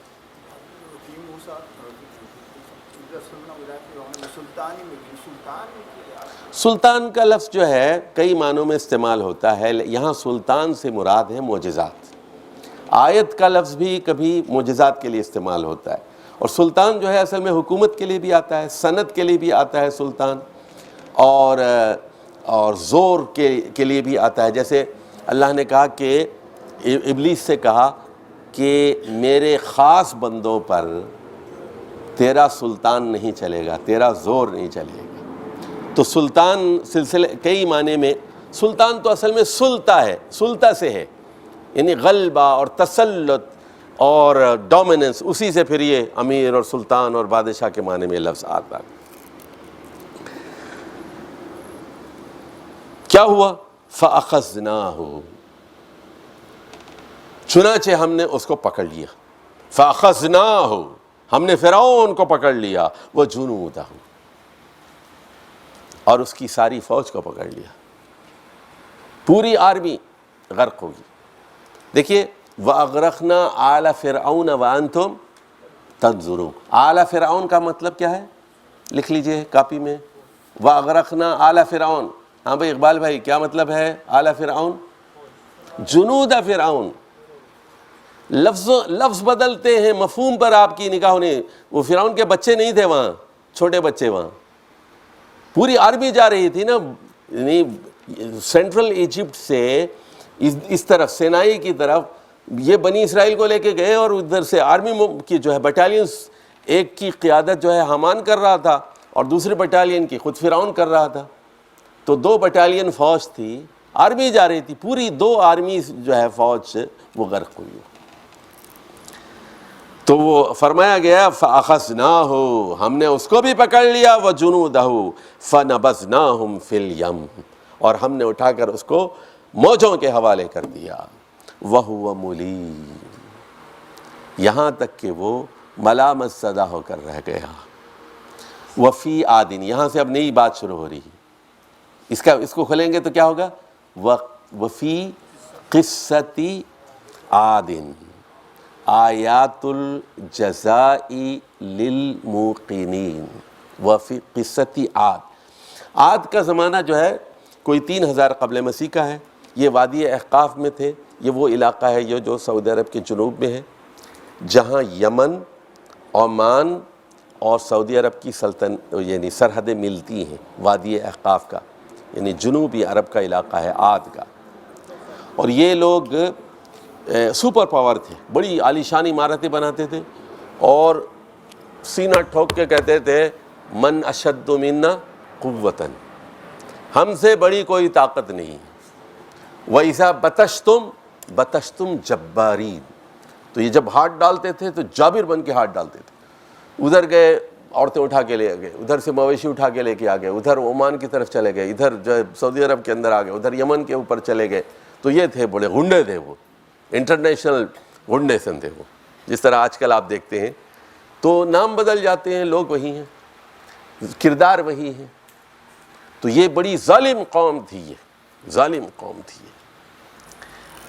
پھر کیا ہوا؟ اِذْ أَرْسَلْنَا عَلَيْهِمُ الرِّيحَ الْعَقِيمَ، آپ سن لیجئے، ہم نے ان کے اوپر ایک بانجھ ہوا بھیجی۔ اب یہ دیکھیے ہوا کو بانجھ کہا گیا، یعنی ہوا کو کیا بنا دیا اللہ تعالیٰ نے؟ خاتون بنا دیا۔ تو حاملہ ہوا ہوتی ہے جس کے اندر بادل ہوں، جو برگ و بار لاتی ہے، جو کھیتوں کو سیراب کرتی ہے۔ یہ خشک ہوا تھی، بانجھ ہوا تھی، اور لو کی طرح تھی، سرد ہوا تھی۔ ایک تو کولڈ ونڈز، یہ دبور ایک ہوا تھی، دبور اس کا نام تھا، اور یہ مغرب سے چلی تھی، اس طرف سے آئی تھی، سوڈان کی طرف سے آئی تھی، ایتھوپیا اور سوڈان کی طرف سے آئی تھی وہ ہوائیں، اور جو ہے ما تذر من شیء اتت علیہ الا جعلتہ کالرمیم۔ تو اس کے مقابل میں ایسی ہوا آ رہی تھی، اس کے مقابل میں جو بھی آ جاتی تھی چیز وہ بے نام و نشان ہو کے رہ جاتی تھی، وہ بجھ کر رہ جاتی تھی، اور وہ مردہ ہو کے رہ جاتی تھی۔ یعنی کوئی جانور آتا تھا وہ مر جاتا تھا، ہر طرف لاشیں ہی لاشیں تھیں، ہر طرف۔ قرآن نے اس کا نقشہ کھینچا ہے کَأَعْجَازُ نَخْلٍ خَاوِیَةٍ، اعجاز نخل خاویہ، یعنی کھجور کے تنے ہر طرف پڑے ہوئے تھے، لاشیں ہی لاشیں تھیں، ہوا سے مر گئے، ٹھنڈی ہوا سے مر گئے۔ ایسی ہوا یہ 8 دن اور 7 راتوں تک چلتی رہی، صبح کے وقت شروع ہوئی اور 8 دن جب مکمل ہو گئے تو شام میں ختم ہو گئی۔ 7 لیال و 8 ایام حسوما وفی ثمود۔ تو تاریخ کیا کہہ رہی ہے سن لیجئے۔ اچھا ہوا کیا؟ اللہ نے کس کو بچا لیا بتائیے؟ موسیٰ علیہ السلام کے قصے کے 2 پہلو ہو گئے، کس کو بچا لیا؟ بنی اسرائیل کو غلامی سے نجات مل گئی۔ موسیٰ علیہ السلام ہیرو تھے، موسیٰ علیہ السلام کا اہم کارنامہ یہ ہے کہ انہوں نے ایک غلام قوم کو فرعونیوں کی غلامی سے نجات دی. وَأَنْجَيْنَا الَّذِينَ آمَنُوا وَأَنْجَيْنَا الَّذِينَ آمَنُوا كَذَلِكَ نُنْجِي الْمُؤْمِنِينَ. اس طرح ہم مومنین کو بچا لیتے ہیں. تو اللہ کا اصول ہے. تو تاریخ کیا کہہ رہی ہے؟ سنیے تاریخ کیا کہہ رہی ہے. تاریخ کیا کہہ رہی ہے؟ جزا اور سزا برحق ہے. تاریخ کا سبق یہ ہے کہ اللہ تعالیٰ وقفے وقفے سے مجرم قوموں کو ہلاک کر دیتا ہے اور نیک لوگوں کو بچا لیتا ہے. بچا لیتا ہے اپنے دوستوں کو خوف باطل سے، بدل دیتا ہے شعلوں کو مہکتے گلستانوں میں. تو ابراہیم علیہ السلام کا ہے نا، خلیل اللہ ہیں، بچا لیتا ہے اپنے دوستوں کو خوف باطل سے، بدل دیتا ہے شعلوں کو مہکتے گلستانوں میں. تو یہ جزا کا پہلو ہے اور سزا کا پہلو ہے. وَفِي ثَمُودَ إِذْ قِيلَ لَهُمْ تَمَتَّعُوا حَتَّىٰ حِينٍ. ان کو 3 دن دیے گئے تھے، 3 دن موج کر لو، اور راتوں رات جو ہے وہاں سے حضرت صالح نکل گئے تھے. ذرا ادھر دیکھیے، بات کو سمجھیے تھوڑے. عاد کہاں تھے؟ یمن میں تھے. یمن میں تھے نا. تو پہلے بتا دیا گیا حضرت ہود علیہ السلام کو کہ راتوں رات آپ نکل جائیے اہل ایمان کو. تو حضرت ہود ان کو لے کر وہاں سے نکل گئے. اب ان کے پاس ان پر عذاب کا کوڑا برسا. اس کے بعد یہ لوگ یمن سے سفر کر کے مکہ، اور مکے سے پھر مدینہ، اور مدینے سے آگے 420، یاد مکے سے مدینہ کا فاصلہ کتنا ہے؟ 400 کلومیٹر ہے. اور 420 تو آپ جانتے ہی ہیں نا. تو مدینے سے 420 کلومیٹر پر مدائن صالح، سمجھے؟ 420 کلومیٹر، 420 قوم کے لیے 420 کلومیٹر تھے. تو وہ حضرت ہود علیہ السلام اپنے مسلمان ساتھیوں کے ساتھ آ کر وہاں آباد ہو گئے. نیک لوگ تھے، لیکن 300-400 سال کے بعد ان کی اولاد پھر جو ہے نافرمان ہوئی. اچھا، یہ آپ کو معلوم ہے کہ وہ جو عاد تھے وہاں یمن کے اندر، وہ کس کی اولاد تھے؟ وہ حضرت نوح علیہ السلام کی کشتی میں جو بچ گئے تھے لوگ، ان نیک مومنین کی اولاد تھے. وہ 400-500 سال کے بعد ان کے اندر شرک بھی آ گیا، ہونڈا گردی بھی آ گئی، اور ظلم بھی آ گیا. they became tyrants. تو عاد کے بچے ہوئے، عاد کے نوح علیہ السلام کی قوم کے جانشین کون ہیں؟ عاد. اور عاد کے جانشین کون ہیں؟ سمود ہے. فما ابقا، جیسے وہاں سورہ نجم میں کہا گیا فما ابقا. اور ان کو عاد اولا کہتے ہیں اور ان کو عاد ثانی کہتے ہیں. تو ان سے کہا گیا عیش کر لو. فَأَتَوْا عَنْ أَمْرِ رَبِّهِمْ فَأَخَذَتْهُمُ الصَّاعِقَةُ. تو ایک صاعقہ نے، ایک بجلی نے ان کو پکڑ لیا. نوح علیہ السلام کی قوم کو پانی سے ہلاک کیا گیا، عاد کی قوم کو ہوا سے ہلاک کیا گیا، اور سمود کو ملٹیپل مین سے مارا گیا. اس میں زلزلہ بھی تھا، اور یہاں پر ذکر ہو رہا ہے بجلی کا. بجلی سے مارا گیا ان کو. وَهُمْ يَنْظُرُونَ، اور وہ دیکھ رہے تھے اس منظر کو. فَمَا اسْتَطَاعُوا عَنْ قِيَامٍ وَمَا كَانُوا مُنْتَصِرِينَ. اور جب مارا گیا ان کو تو پھر ان میں اب کھڑے ہونے کی سکت نہیں تھی، اور نہ کوئی ان کو مدد کرنے والا تھا. یعنی وہ مدد کیے جانے کے قابل نہیں تھے. وَقَوْمَ نُوحٍ مِّن قَبْلِ. تو یہاں لکھ لیجئے آپ، قومہ کے اوپر کیا ہے؟ یہاں زبر ہے نا. تو یہاں اس سے پہلے اس کا فعل چھپا ہوا ہے یہاں پر، وَأَهْلَكْنَا یا اخذنا قوم نوح من قبل. ان دونوں سے پہلے، یعنی سمود سے پہلے عاد، اور عاد سے پہلے نوح علیہ السلام کی قوم کو ہم نے ہلاک کیا. انہم کانوا قوما فاسقین، یہ ایک بھی نافرمان لوگ تھے. اب یہاں یہ بات ختم ہو گئی. اب آ رہی ہے یہاں سے ایک نیا پیراگراف شروع ہو رہا ہے. وَالسَّمَاءَ بَنَيْنَاهَا بِأَيْدٍ. یہ جو آسمان کی چھت نظر آ رہی ہے، ہم نے آسمان کو اپنی طاقت سے، قوت سے ہم نے پیدا کیا۔ وَإِنَّا لَمُوسِعُونَ، موسعون، اور ہم اس کو وسعت دے رہے ہیں، موسعون، ہم اس کو وسعت دینے والے ہیں۔ تو یہ جو آسمان ہے یہ یعنی ایک لامتناہی چیز ہے، اللہ پتہ نہیں کتنے آسمان اور بنائے گا اور اس کی کتنی وسعت ہوگی، ہم نہیں جانتے، یہ اللہ ہی کے علم ہے۔ صرف اتنا کہا گیا کہ ہم اس کو وسعت دے رہے ہیں یا اس کو وسعت دینے والے ہیں۔ وَالْأَرْضَ فَرَشْنَاهَا فَنِعْمَ الْمَاهِدُونَ، اور زمین کو ہم نے ہموار کیا، ہم کتنے اچھے ہموار کرنے والے ہیں۔ یعنی آپ سڑکیں بنا رہے ہیں، اس کے اوپر پہاڑ کاٹ رہے ہیں آپ، اور بلڈوزر چلا رہے ہیں، فصلیں اگا رہے ہیں آپ، اس کے اوپر نہریں نکال رہے ہیں، تو یہ زمین آپ کے تصرف میں دی گئی نا، آپ کو زمین میں اختیارات دیے گئے، انی جاعل فی الارض خلیفہ۔ تو آپ یہاں یعنی محکوم کی حیثیت سے نہیں آئے، بلکہ اللہ کے ایک خلیفہ کی حیثیت سے آئے ہیں، اختیارات لے کر آئے ہیں، وسائل لے کر آئے ہیں اور صلاحیت لے کر آئے ہیں، اور آپ نے یہ ذمہ داری قبول کی ہے۔ پہاڑوں نے انکار کر دیا تھا، زمین نے انکار کر دیا تھا، اور آسمان نے انکار کر دیا تھا، انسان نے جرأت کا مظاہرہ کیا، فحملها الانسان، تو انسان جو ہے اس کے اندر صلاحیت بھی ہے اور جرأت بھی ہے۔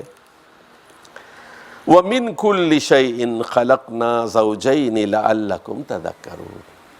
اب دیکھیں پھر یہاں پر یہ 10ویں دلیل آ رہی ہے آیت نمبر 49 میں، ہر چیز ہم نے جوڑ جوڑ بنائی ہے۔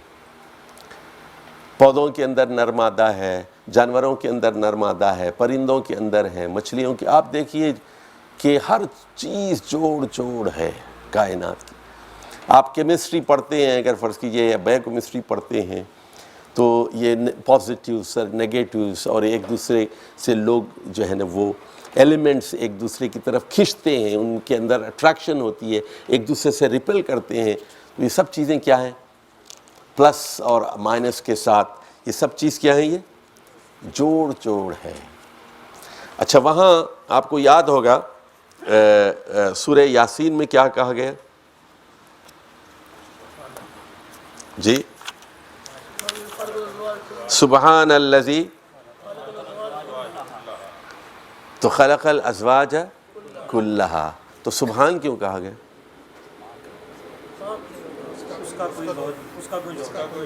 ہاں، تو اس کا کوئی کفر نہیں ہے نا، لم یکن لہ کفر، ہر چیز جوڑ جوڑ ہے، ہر چیز جوڑ جوڑ ہے، یعنی مرد کے ساتھ عورت ہے، نر ہے اور مادہ ہے، پازیٹیو ہے، نیگیٹیو ہے، زمین کے ساتھ آسمان ہے، اور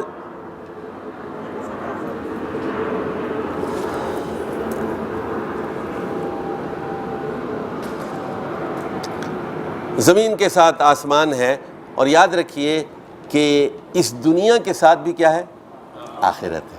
ہر چیز جوڑ جوڑ ہے، ایوری ایلیمنٹ، ایوری کمپاؤنڈ۔ سبحان اللہ، تو سبحان کا یہاں مطلب ہے کہ اس کو بیوی کی ضرورت نہیں ہے، وہ احد ہے، نرالا ہے، وہ نرالا ہے نا، احد ہے۔ ادھر ذرا نقطہ تھوڑا سا بتا دوں میں، ادھر دیکھیے، صمد ایسی چٹان کو بھی کہتے ہیں جس میں کوئی چیز داخل نہ ہو اور جو اس میں سے کوئی چیز خارج نہ ہو، جو کوئی چیز، یعنی جیسے اسپنج ہوتا ہے نا، پانی چوس لیتا ہے، اسپنج کو دبائیے پانی نیچے آئے گا، کپڑا بھی پانی چوس لیتا ہے نا، جذب کر لیتا ہے اپنے اندر۔ تو صمد، اللہ کو صمد کہا گیا تو اللہ کے اندر سے کوئی چیز نہیں نکلی، یعنی جیسے آپ کا بیٹا آپ کی شکل پہ کیوں جاتا ہے؟ اس لیے کہ وہ آپ کا حصہ ہوتا ہے، آپ کا نطفہ ہوتا ہے، آپ کے اندر سے نکلا ہے، وہ آپ کا بیج ہے اس کے اندر۔ ماں کے اوپر کیوں جاتا ہے؟ وہ ماں کا بیج ہے نا اس کے اندر، اٹ از یور سیڈ۔ تو ہم اللہ کے اندر سے نہیں نکلی، اس لیے فرمایا گیا لم یلد، اللہ نے کسی کو جنا نہیں، اللہ کے اندر سے کمی نہیں ہوئی، اللہ کی کوئی زچگی نہیں ہوئی، نعوذ باللہ، لم یولد۔ اور وہ کسی ماں کے اندر سے نہیں نکلا، وہ کسی باپ کے اندر سے نہیں نکلا۔ وہ اچھا، اوپر بھی کوئی نہیں ہے، نیچے بھی کوئی نہیں ہے، تو پھر سائڈ پہ کون ہوتا ہے؟ یا تو بیوی ہوتی ہے، شوہر اور بھائی بہن ہوتے ہیں، برابر کے ہم پلہ ہوتے ہیں نا۔ تو فرمایا کہ کوئی رشتہ داری بھی نہیں ہے اس کی. انا یکون لہ ولد, اس کو بیٹا کیسے ہو سکتا ہے؟ ولم تکن لہ صاحبہ. عقلی دلیل بھی قرآن نے دی ہے کہ اس کا بیٹا کیسے ہو سکتا ہے جب اس کی کوئی صاحبہ ہی نہیں ہے, کوئی اس کی بیوی ہی نہیں ہے. اس سے بے نیاز ہے, وہ صمد ہے, وہ سبحان, اسی لیے یہاں سبحان کہا گیا, سبحان الذی.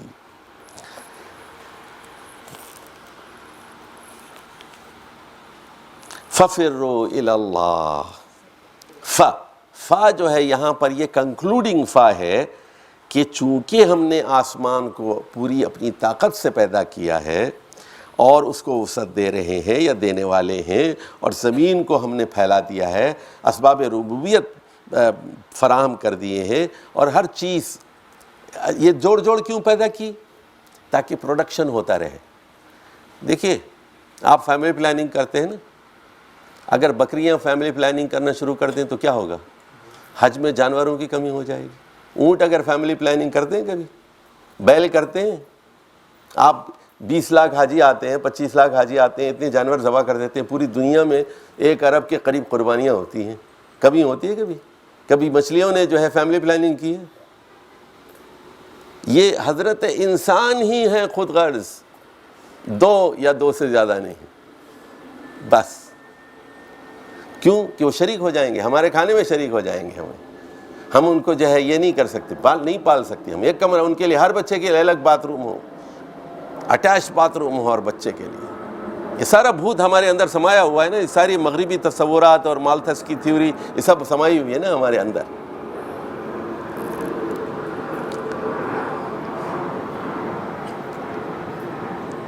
تو اس کا کیا مطلب ہے؟ یہ 3 آیتوں کو جوڑ لیجئے کہ آسمان سے بارش کا انتظام ہے, سورج کا انتظام ہے, فوٹوسنتھسس کا انتظام ہے, واٹر سائیکل ہے, H2O ہے, روشنی کا انتظام ہے, زمین کے اندر غذا کا اور پودوں کا اور پھلوں کا اور سبزیوں کا انتظام ہے, اور زوجین کی شکل میں جانوروں کا گوشت اور سارے جو ہیں اور چیزیں آپ کے لیے میسر ہیں. تو پورا ربوبیت کا انتظام ہے. فَفِرُّوا إِلَى اللَّهِ, لہٰذا اللہ کی طرف دوڑو, اللہ کی طرف رجوع کرو. انی لکم منہ نذیر مبین. رسول اللہ صلی اللہ علیہ وسلم کی زبان سے یہ بات کہلوائی جا رہی ہے کہ میں تو ایک شمشیر عریاں ہوں, میں تو صاف ڈرانے والا ہوں, میں خدا نہیں ہوں, میرے ہاتھ میں نہ قیامت ہے نہ اختیارات ہیں. میں اللہ کا رسول ہوں, پیغامبر ہوں, اس کا سرکاری ترجمان ہوں, میں آفیشیل اسپوکسمن آف گاڈ, سرکاری ترجمان ہوں, نذیر مبین ہوں. وَلَا تَجْعَلُوا مَعَ اللَّهِ إِلَٰهًا آخر, شرک مت کرو, اللہ کے ساتھ کسی اور الہ کو شریک مت کرو. انی لکم منہ نذیر مبین. دوسری مرتبہ یہ بات دہرائی گئی. كَذَلِكَ مَا أَتَى الَّذِينَ مِن قَبْلِهِم مِّن رَّسُولٍ إِلَّا قَالُوا سَاحِرٌ أَوْ مَجْنُونٌ. اب یہاں بتایا جا رہا ہے کہ قریش کے لوگ بھی رسول اللہ صلی اللہ علیہ وسلم کو یہی 2 باتیں کہہ رہے ہیں کہ یا تو یہ جادوگر ہیں, یہ بہت چالاک آدمی ہیں, یا پھر یہ کیا ہیں؟ مجنون ہیں. یہ ان کے اوپر جادو کسی نے کر دیا ہے, پاگل ہو گئے ہیں, یہ دیوانے ہو گئے ہیں, مفتون ہو گئے. تو اب یہ بات بتائی جا رہی ہے کہ جتنے بھی رسول پہلے گزرے ہیں, كَذَلِكَ مَا أَتَى الَّذِينَ مِن قَبْلِهِم مِّن رَّسُولٍ إِلَّا قَالُوا سَاحِرٌ أَوْ مَجْنُونٌ. فرعون نے بھی حضرت موسیٰ کو ساحر اور مجنون کہا تھا, تمام رسولوں کو ساحر اور مجنون کہا گیا. تو اس میں لکھ لیجئے ایک مضمون ہے رسول اللہ صلی اللہ علیہ وسلم کی تسلی کا مضمون. اگر آپ کو جادوگر کہا جا رہا ہے, آپ کو پاگل کہا جا رہا ہے, گھبرائیے نہیں ہے. تاریخ میں ایسا ہمیشہ سے ہوتا آیا ہے, آپ پہلے نہیں ہیں, آپ تو آخری رسول ہیں. اتواصوا بہ بل ہم قوم طاغون.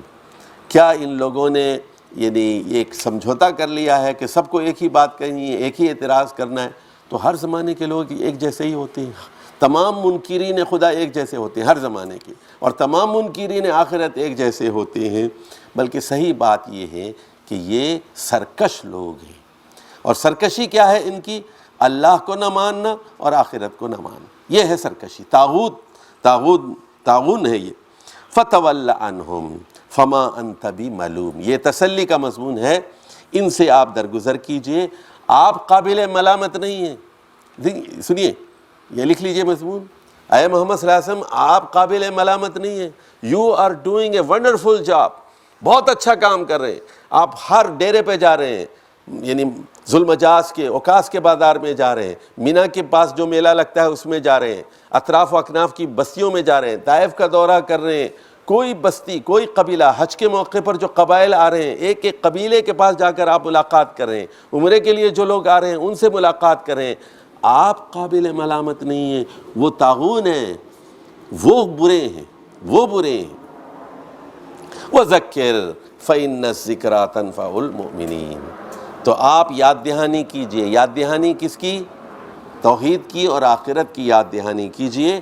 اہل ایمان کے لیے یہ یاد دہانی فائدہ دیتی ہے، جو اہل ایمان نہیں ہیں ان کو یہ یاد دہانی فائدہ نہیں دیتی۔ وَمَا خَلَقْتُ الْجِنَّ وَالْإِنسَ إِلَّا لِيَعْبُدُونِي، تو پیدا نہیں کیا ہم نے انسانوں کو اور جنات کو مگر اپنی عبادت کے لیے۔ یہاں نوٹ فرمائیے لیعبدونی کا مطلب جو ہے صرف پوجا پاٹ نہیں ہے، یہاں صرف رکوع اور سجدہ نہیں ہے، تو اس میں اطاعت شامل ہے، عبادت کے اندر اطاعت کا مفہوم شامل ہوتا ہے، یہ بات نوٹ فرما لیجیے۔ تو فریڈم آف چوائس ان کو دی گئی ہے، اب وہ اس کا استعمال کیسے کرتے ہیں۔ ما ارید منہم من رزق، صاف بات بتائی جا رہی ہے کہ ان سے میں کسی رزق کا طالب نہیں ہوں۔ وما ارید ان یطعمونی، میں نہیں چاہتا کہ وہ مجھے کھلائیں۔ دیکھیے پیغمبر، ایک بات بتاؤں، جو بھی پیغمبر آتا ہے نا، لا اسألکم علیہ من اجر، پیغمبر مولوی نہیں ہوتا، پیغمبر کبھی چندہ نہیں مانگتا، یاد رکھیے، پیغمبر مولوی نہیں ہوتا، وہ کہتا ہے کہ پیسہ نہیں چاہیے مجھے، تمہارا پیسہ نہیں چاہیے، پہلے اعلان کر دیتا ہے لا اسألکم علیہ من اجر، روٹی کا مسئلہ نہیں ہے میرا، میں تو تم کو بچانے کے لیے آیا ہوں، میں تم کو بچانے کے لیے آیا ہوں، دوزخ سے بچانے کے لیے آیا ہوں میں۔ ان اللہ هو الرزاق ذو القوۃ المتین، اب یہ ہے 11ویں دلیل، یہاں پر اللہ تعالیٰ کی دو صفات بیان کی گئی، ایک وہ رزاق ہے، رازق میں رزاق، بہت دیتا ہے، دینے والا ہے وہ، کھلانے والا ہے وہ، تو یہ کیا ہے؟ جزا کا مالک ہے، اور وہ ذو القوۃ المتین بھی ہے۔ المتین، المتین جو ہے زبردست کو کہتے ہیں، متین، متن تو اصل میں کہتے ہیں، متن تو اصل میں کہتے ہیں زمین کے سخت حصے کو متن کہتے ہیں، اور ٹیکسٹ جیسے انگریزی میں جس کو متن کہتے ہیں نا، مضمون کا متن کیا ہے؟ متن، تو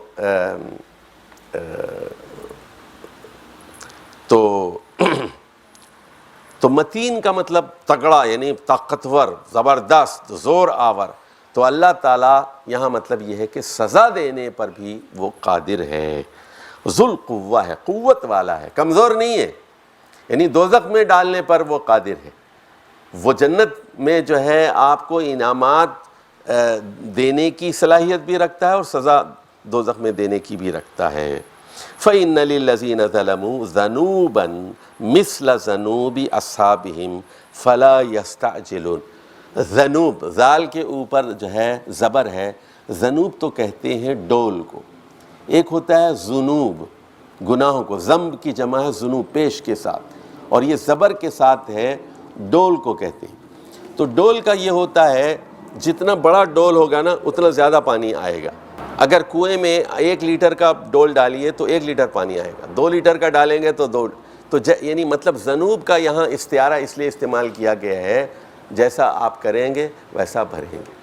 تو جنت بھی سن لیجئے، جنت کے 100 درجے ہیں، جنت ایک جیسی نہیں۔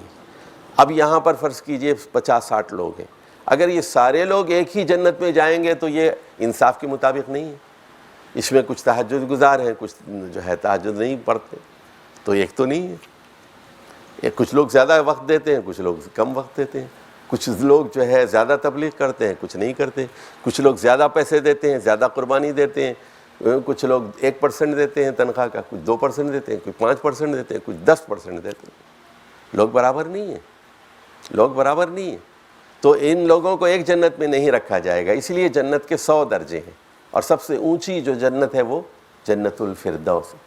دوزخ میں بھی سارے کافر ایک جیسے نہیں ہوں گے، اور ان کو ایک جگہ نہیں رکھا جائے گا، ان کی بھی گریڈنگ ہوگی، لیڈرز کو الگ رکھا جائے گا، فالوورز کو الگ رکھا جائے گا. تو جو منافقین کو پھر نچلے حصے میں اسفل حصہ ہے، ابو طالب کو اور حاتم طائی کو دوزخ میں اوپر کے حصے میں رکھا جائے گا ان کو. تو اللہ جو ہے کافروں کے ساتھ بھی انصاف کرے گا اور مسلمانوں کے ساتھ بھی انصاف کرے گا. تو فرمایا کہ فَإِنَّ لِلَّذِينَ ظَلَمُوا، جو ظالم لوگ ہیں ان کے لیے اتنا ہی ڈول ہے، مِثْلَ ذَنُوبِ أَصْحَابِهِمْ. یہاں اصحابہم کا مطلب ہے ان جیسے تاریخ کے لوگ. یہ عاد اور فرعون اور سمود اور نوح علیہ السلام کی قوم، تو ان کے لچھن، ان کے کرتوت بھی بالکل ماضی کی قوموں کی طرح ہیں. تو جب ان کو ہلاک کیا گیا تو کیا ان کو چھوڑ دیا جائے گا؟ کیا انہیں سرخاب کے پر لگے ہوئے؟ تو ان کی بھی شامت آئے گی، امریکہ کی بھی آئے گی، برطانیہ کی بھی آئے گی، سب کی آئے گی. لیکن اللہ کا اپنا ٹائم ٹیبل ہے. ایسا نہیں ہوا ہے کہ 10 سال کے بعد سزا آ جائے.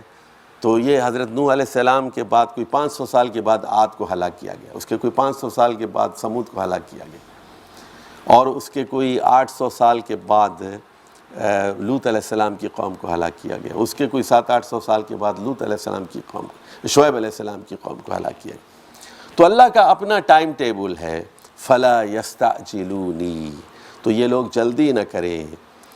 فَوَيْلٌ لِّلَّذِينَ كَفَرُوا مِن يَوْمِهِمُ الَّذِي يُوعَدُونَ. اب یہ آخری آیت پھر وہی بات کہہ رہی ہے، وہ دن، ان الدین لواقع کی بات ہو رہی تھی نا آیت نمبر 6 کے اندر، اسی کا یاد یہاں گیا کہ تباہی ہوگی، ہلاکت ہوگی، بربادی ہوگی. فا، یہ جو فا ہے یہ کنکلوڈنگ فا ہے، یہ پوری صورت کا خلاصہ اس فا کے اندر پوشیدہ ہے. یعنی اس فا کا مطلب لکھ لیجئے آپ، مندرجہ بالا دلائل کی روشنی میں. یہ جو فے زبر فا ہے نا، ہے تو یہ چھوٹی چیز لیکن بڑی اس کے اندر بڑی قیامت پوشیدہ ہے. اس فا کا کیا مطلب ہے؟ مندرجہ بالا دلائل کی روشنی میں، 11 دلیلوں کی روشنی میں. تباہی ہے ان لوگوں کے لیے جو انکار کرتے ہیں اس دن کا جس کا وعدہ کیا جا رہا ہے. جو قیامت کے دن کا انکار کرتے ہیں ان کے لیے تباہی ہے، بربادی ہے، غارت کری ہے. تو یہ تھی 60 آیات پر مشتمل سورۃ الذاریات، قرآن مجید کی 51ویں سورت، اور اس کا مضمون اثبات قیامت، یعنی یہ دلائل پر مشتمل ایک ایسی صورت ہے جس میں یہ ثابت کیا گیا ہے کہ منکرین قیامت کو کہ کائنات کی چیزیں، ہوائیں، آفاقی چیزیں اور انفس، یعنی بیرونی دنیا سے بھی گواہی قیامت کی ہے، اور دل کی، انفس کی گواہی بھی یہی ہے، اور تاریخ کی گواہی بھی یہی ہے، عقل کی گواہی بھی یہی ہے کہ ایک دن ایسا ہونا چاہیے جس میں کامل انصاف ہو. عقل بھی یہی کہتی ہے، تاریخ بھی یہی کہہ رہی ہے، اور قرآن و تورات اور انجیل اور پچھلی کتابوں کی تعلیمات بھی یہی کہہ رہی ہیں. تو ہر قسم کی دلیلوں سے یہ بات ثابت ہو جاتی ہے، انما توعدون لصادق وان الدین لواقع. والسلام علیکم ورحمۃ اللہ وبرکاتہ.